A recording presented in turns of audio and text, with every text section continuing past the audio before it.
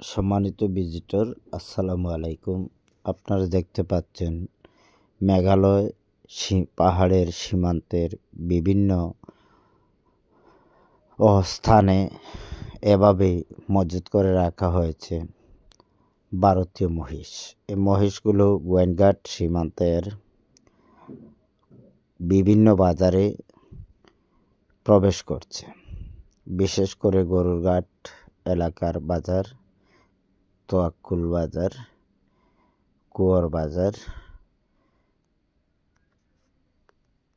এভাবে বিভিন্ন বাজার সহ সিলেটের জৈন্তাপুর উপজেলার বিভিন্ন বাজারে এ সমস্ত ভারতীয় পশু ক্রমান্বয়ে সন্ধ্যার পর হতে রাত অবধি অসাধু কিছু কর্মকর্তা ও কর্মচারী, লাইনম্যান বাহিনী এবং মিডিয়া কর্মীর সমন্বয়ে এই সমস্ত ভারতীয় গরু মহিষ ক্রমান্বয়ে বাংলাদেশে প্রবেশ করে। কিছু কিছু সময়ে আমরা দেখতে পাই দলছুট হওয়া মহিষ বিভিন্ন স্থানে আক্রমণ করে, তখন সেটাকে স্থানীয় ভাষায় পাগলা মহিষ বলে। পাগলা মহিষ কী কারণে হয়, সেটি হচ্ছে যে একটি গোত্র বা একটি দলে মহিষ থাকে, সেখান থেকে যদি মহিষটি দলচ্যুত হয়ে যায় তখন তার সহযোগীদের, চলার সাথীদের না পেলে সে পাগলের মতো আচরণ করে দিক বিচুক ছুটে। আর সেই কারণেই স্থানীয় চোরাচালানের সাথে বিভিন্নভাবে 2টো 4টা 5টা 10টা 20টা করে নামানোর পর দলছুট হওয়ার কারণে অনেক সময় মহিষগুলো পাগলের মতো আচরণ করে। তবুও আমরা সিলেটের জৈন্তাপুর এবং গোয়েনঘাট বিভিন্ন বাজারে আপনারা দেখতে পাবেন এই মহিষগুলো। এগুলো আজকে আমাদের বিশেষ প্রতিনিধির মাধ্যমে এই ভিডিওগুলো আমাদের হাতে এসেছে এবং আগামী দিনে আরও ভিডিও আমাদের হাতে আসবে, যেগুলো জৈন্তাপুর এবং গোয়েনঘাট উপজেলার বিভিন্ন বাজার হয়ে এগুলো আমাদের বাংলাদেশের বিভিন্ন বাজারে চলে যাবে।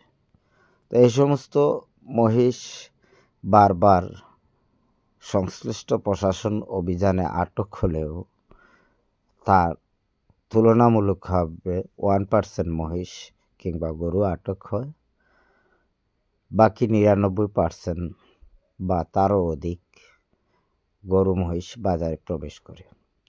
একটি সিন্ডিকেট এই চক্রের সাথে দীর্ঘদিন ধরে কাজ করলেও প্রশাসনের অভিযানে বারবার বিতর্কিত হচ্ছে।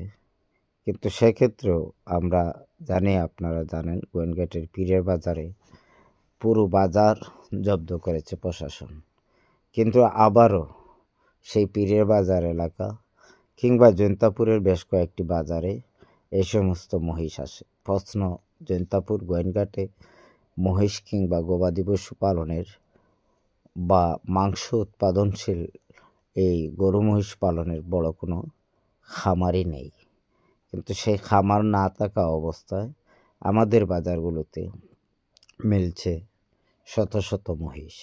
আর এভাবেই ভারতের মেঘালয় পাহাড় হতে সন্ধ্যা থেকে ফজর পর্যন্ত এই মহিষগুলো বাংলাদেশে প্রবেশ করছে চোরাচালানের মাধ্যমে।